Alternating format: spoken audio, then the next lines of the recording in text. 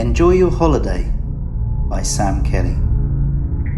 6 months after the breakup, Erin went into the travel agents on the high street. It didn't look like much, with its faded posters and stained wallpaper peeling at the corners, as though it had stood forgotten for years, even though she had lived in this town all her life, and that afternoon was the first she had noticed of it. Erin was ushered over to an agent with bleached blonde hair and semi-manic smile fixed to the face. But something about them felt comforting, so she found herself reliving the past few months of her life in front of a complete stranger. About Clara leaving her for the Avon lady.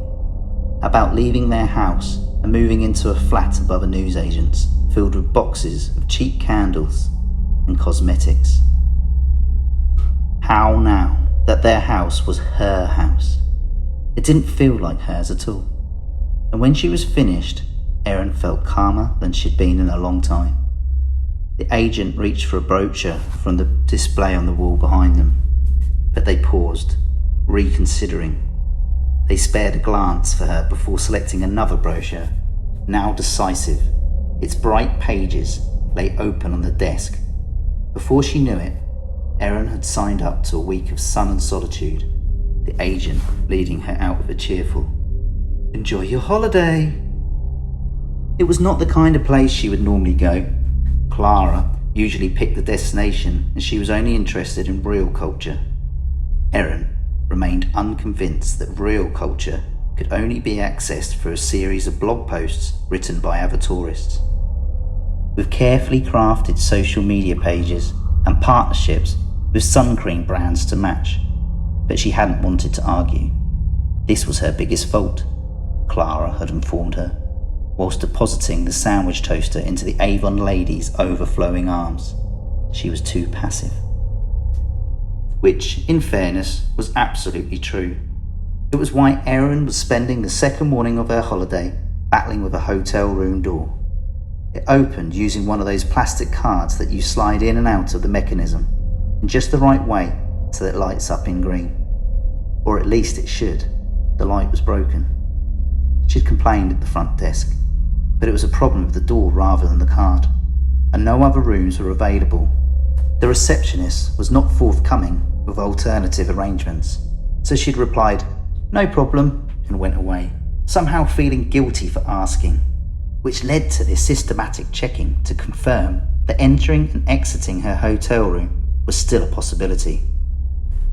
But it had not taken so much time, really, and soon enough, Erin was out of the hotel and into what she had hoped would be fresh air. She was mistaken.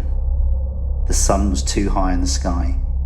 Along every cobbled street she walked down, all the bars and cafes had shuttered, the owners and patrons retreating into the shade of their homes. She should return to the hotel, but she couldn't bear the idea of fiddling with that door again so soon. So she kept walking, trying to ignore the sweat on the back of her neck, dripping onto her crisp linen dress. She had bought it especially for the trip. Duck egg blue was her colour, Clara had told her, back when things had been easier between them, before the Avon lady.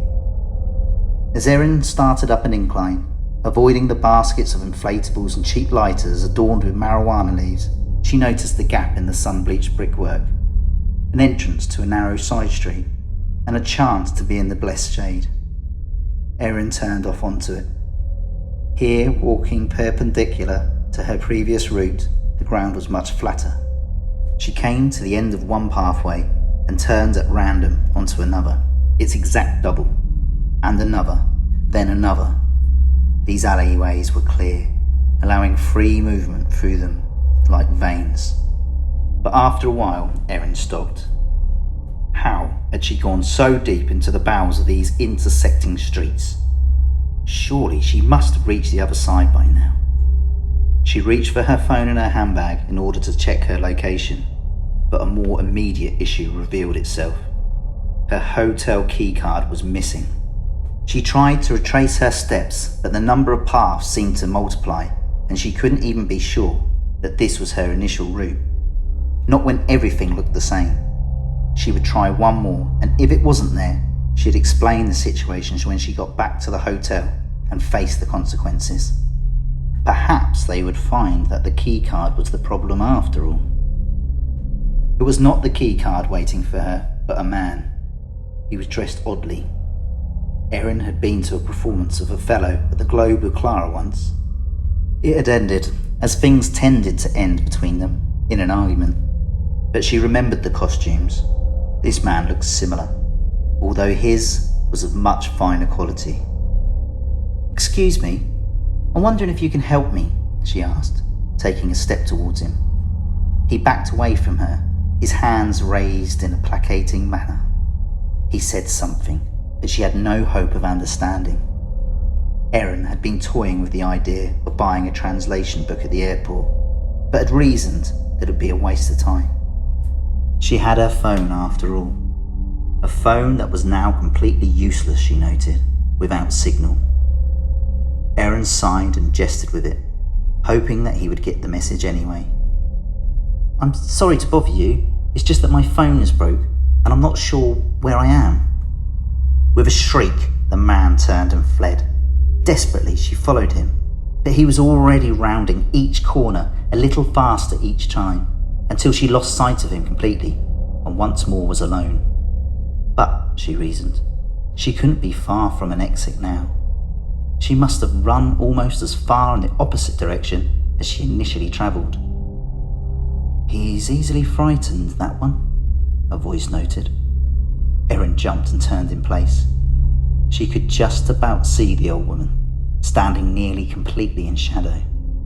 She was almost bent double, a dark shawl wrapped around her shoulders.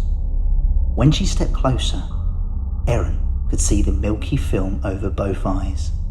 Several teeth were missing. Despite her growing sense of unease, Erin thought if she seemed contrite, the woman might help her. "I didn't mean to frighten him." "It wasn't you, it was the phone. He probably thinks you're a witch." Which was an odd thing to say, but Erin let it go in order to ask the more immediate question. "Can you tell me how to get out?" The woman shook her head. "What do you mean? Do you not know the way?" "Nobody does. If there even is one." "What do you mean, nobody How do we get here if there's no way out?" "Another question beyond my capabilities. Look, you're welcome to stay here with me, or keep walking as you like. It won't make a difference. But I'd advise you to stop asking questions. Better to enjoy your holiday." Although the old woman's words were curt, she meant them as they were said. Do as you like. But the choice of words reminded her so strongly of the travel agents, it set her teeth on edge. "You look like a tourist," a voice like Clara's reminded her. Clara would leave, no question. Were she here and not getting to grips with the Avon ordering system, she would leave and she would expect Erin to stay, to not make a scene. With a new resolve, Erin started walking. The light did not change, but she knew she'd been walking for hours. Her feet felt hot in her shoes. She'd developed blisters, and on turning into the latest intersection, she twisted her ankle. Erin limped a few more steps and gave in, sliding into a heap against the nearest wall. She would sleep for a while, regain her strength, and then in the morning she would find her way out. After all, she had 5 days of her holiday left to enjoy. Enjoy Your Holiday by Sam Kelly.